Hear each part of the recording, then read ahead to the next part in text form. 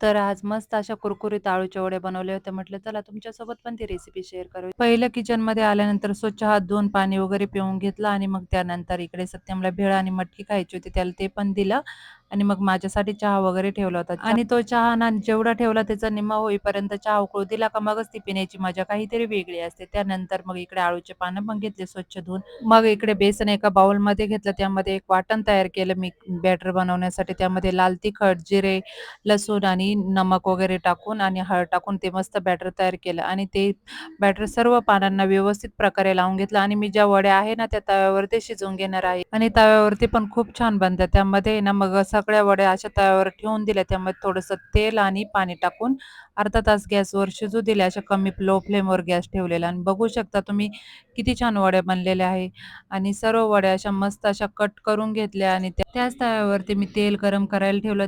तेल चांगलं 5 मिनिटं गरम होऊ दिलं आणि त्यानंतर मग त्याच्यावरती थोड्याशा अळूच्या वड्या टाकल्या आणि अशा मस्त कुरकुरीत होईपर्यंत त्या अशा तळून घेतलेल्या आणि मग त्यानंतर सर्व वड्या अशा थोड्या-थोड्या करून सर्व फ्राय करून घेतलेल्या आणि तुम्ही बघू शकता किती कुरकुरीत आणि किती छान अशा आपल्या अळूच्या वड्या तयार आहे.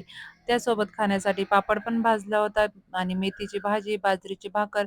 छानपैकी जेवण झालं. तर आजच्यासाठी एवढं. आपण भेटू नेक्स्ट व्हिडिओमध्ये. तोपर्यंत बाय.